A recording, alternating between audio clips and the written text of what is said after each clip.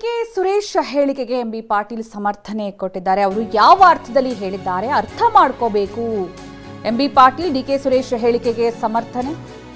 DK Suresh ಯಾವ ಅರ್ಥದಲ್ಲಿ ಹೇಳಿದ್ದಾರೋ ಅದನ್ನು ಅರ್ಥ ಮಾಡ್ಕೋಬೇಕಾಗಿದೆ.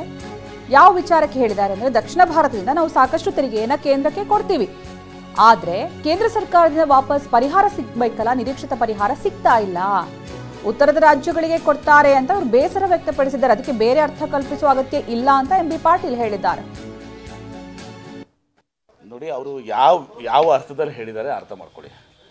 ಡಿ ಕೆ ಸುರೇಶ್ ಅವರು ಹೇಳಿದ್ದು ಹೀಗೆ ದಕ್ಷಿಣ ಭಾರತದ ರಾಜ್ಯಗಳು ನಾವು ಇಷ್ಟೆಲ್ಲ ನಮ್ಮ ಪಾಲಿನ ತೆರಿಗೆಯನ್ನು ಇವತ್ತು ಕೇಂದ್ರ ಸರ್ಕಾರ ಕೊಡ್ತೀವಿ, ಇದಾಗಿಯೂ ಕೂಡ ನಮಗೆ ಯಾವುದೇ ರೀತಿಯ ಪರಿಹಾರ ದೊರಕ್ತಾ ಇಲ್ಲ. ಆ ದಕ್ಷಿಣ ರಾಜ್ಯಗಳು ಏನು ಒಳ್ಳೆಯ ಪರ್ಫಾರ್ಮೆನ್ಸ್ ಮಾಡಿರ್ತೀವಿ, ಆ ಪರ್ಫಾರ್ಮೆನ್ಸ್ ಮಾಡಿದ ತಕ್ಕಂತೆ ಅವ್ರಿಗೆ ಹಣ ಸಿಗಬೇಕು. ಆ್ಯಕ್ಚುಲಿ ಅದನ್ನು ಒಯ್ದು ಇವತ್ತು ದಿವಸ ಇವರು ಉತ್ತರದ ರಾಜ್ಯಗಳಿಗೆ ಕೊಡ್ತಾರೆ ಅಂತೇಳಿ ತಮ್ಮ ಒಂದು ಬೇಸರವನ್ನು ವ್ಯಕ್ತಪಡಿಸಲಿಕ್ಕೆ ಆ ಮಾತನ್ನು ಹೇಳಿದ್ದಾರೆ. ಇದರಲ್ಲಿ ಬೇರೆ ಅರ್ಥ ಕಲ್ಪಿಸ್ಕೊಳ್ಳುವಂಥದ್ದು ಇಲ್ಲ. ನೋಡಿ.